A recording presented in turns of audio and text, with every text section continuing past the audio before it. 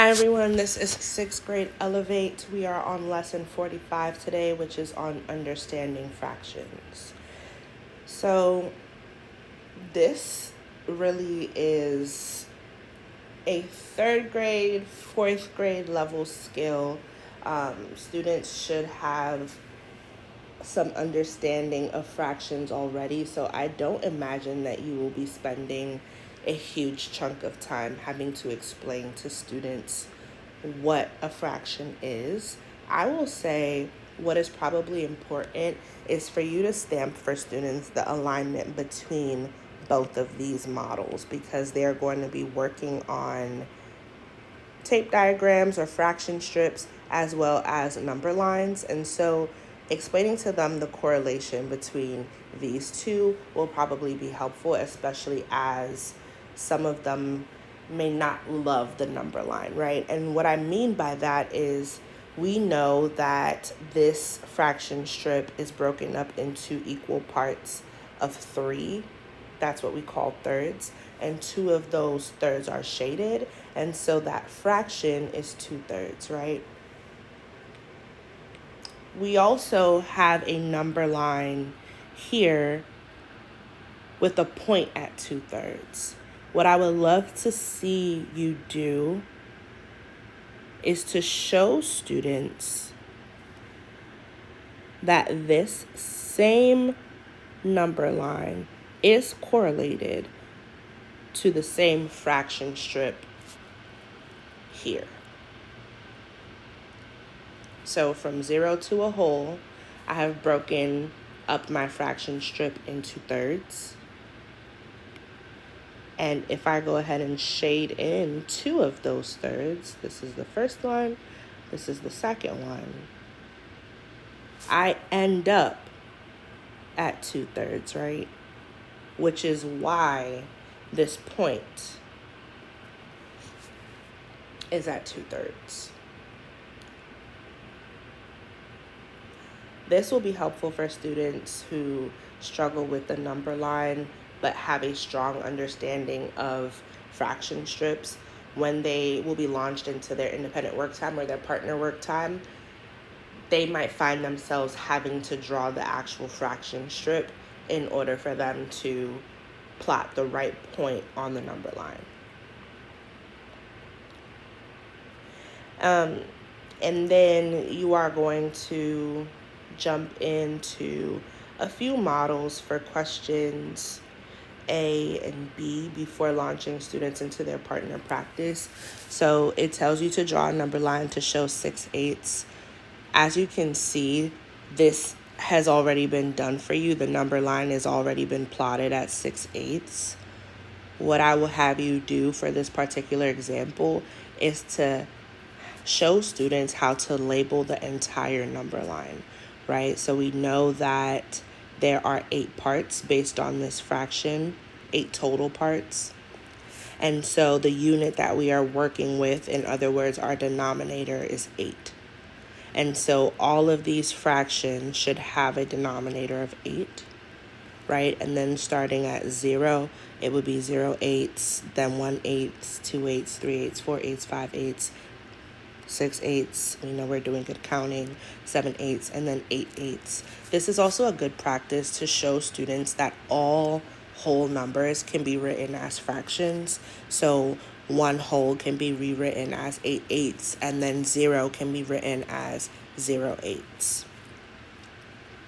And then again, even though the point has already been plotted, solidifying for students what 6/8 would look like in a fraction strip as well, so that they can experience some success during their practice time. Then it says draw a number line to show the fraction, 2/3. Again, some students might struggle, so you can go ahead and have them draw the fraction strip. I would say, depending on how you roll out your intro, you may not need to do question A because it's the same as the intro with 2/3. So if you spend time on the intro going over 2/3, do not do question A, and vice versa. So then you'll jump into question B, which tells you to model the fraction 3/6. It doesn't give you any of the lines at first. All it's going to give you is 0 and 1.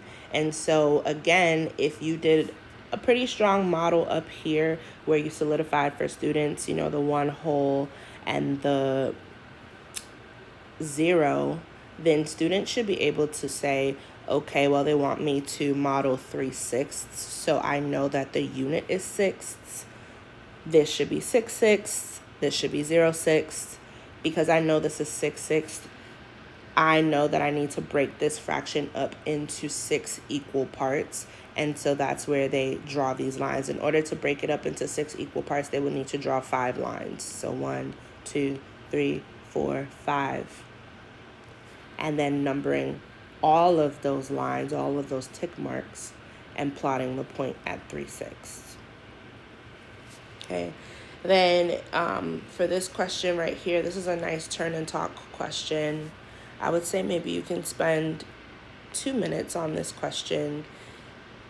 It is an error analysis about a student named Sydney who believes that if she is going to draw 3/8 or plot 3/8 on a number line, she needs to divide the number line into 3 equal parts, right? And so we know that Sydney is incorrect because our denominator is 8, and that tells us the total parts that we should have, not 3, that is our numerator.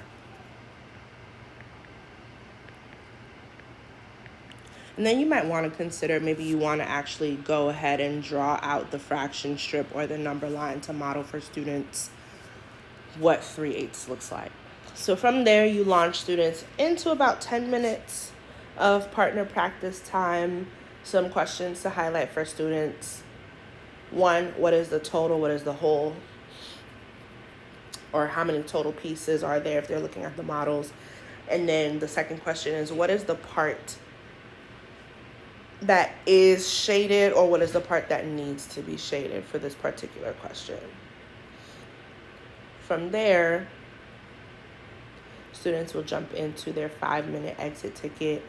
The first 3 questions students will spend identifying which fraction matches the model, and then having to figure out what point has been plotted on this number line.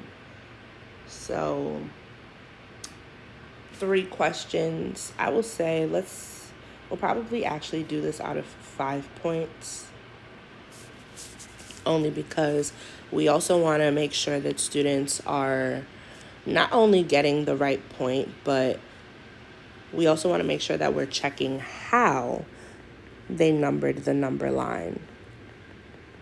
So